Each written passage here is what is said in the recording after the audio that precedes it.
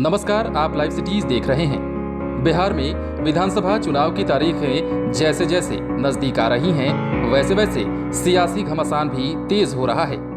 बात एनडीए की करें तो इस बार बीजेपी जदयू गठबंधन एक साथ चुनावी मैदान में है।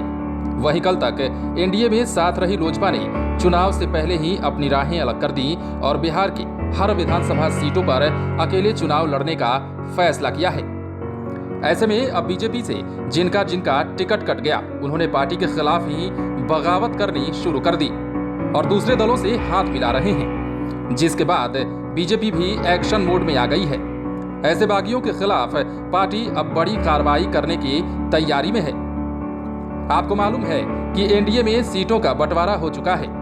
243 सीटों वाले बिहार विधानसभा चुनाव में इस बार जहां जदयू को 122 सीटें मिली हैं, तो वहीं बीजेपी को 121 सीटें दी गई हैं।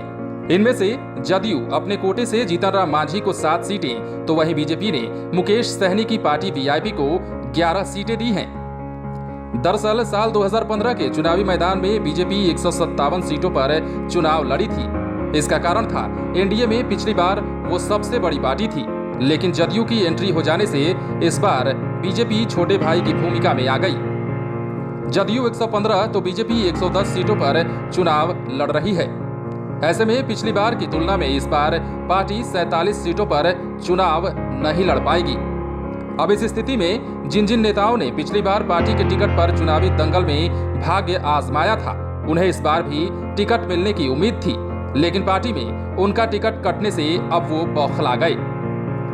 पार्टी से टिकट नहीं मिलने के बाद वो इस बार दूसरे दलों का दामन थामकर अपनी किस्मत आजमाना चाह रहे हैं। ऐसे में पहले चरण के 71 सीटों पर हो रहे चुनाव में अब तक करीब आधा दर्जन से अधिक चर्चित चेहरों ने पार्टी का दामन छोड़ दूसरे दलों से चुनावी मैदान में कूदने का फैसला किया है। बीजेपी के ही विरोध में अपने नेताओं को चुनाव लड़ता देख अब पार्टी ने भी इनके खिलाफ कार्रवाई का मन बना लिया है।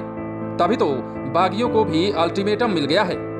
बीजेपी की तरफ से कहा गया है कि जिन जिन नेताओं ने अब तक नामांकन कर दिया है, वो अपना नाम जल्द वापस लें, नहीं तो उन्हें 6 साल के लिए पार्टी की प्राथमिक सदस्यता से निष्कासित कर दिया जाएगा। बीजेपी के प्रदेश अध्यक्ष संजय जायसवाल ने पहले ही ये साफ कर दिया था कि जो सीएम के रूप में नीतीश कुमार को स्वीकार करेंगे, वही एनडीए का हिस्सा होंगे। साथ ही अब पार्टी से बगावत करने वालों को चेता भी रहे हैं।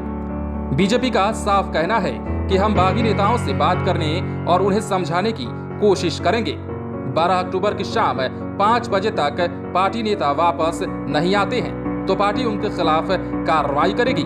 वे हमारी पार्टी का हिस्सा हैं और हम नहीं चाहते कि वे गलत दिशा में जाएं, ये कहना है बीजेपी का।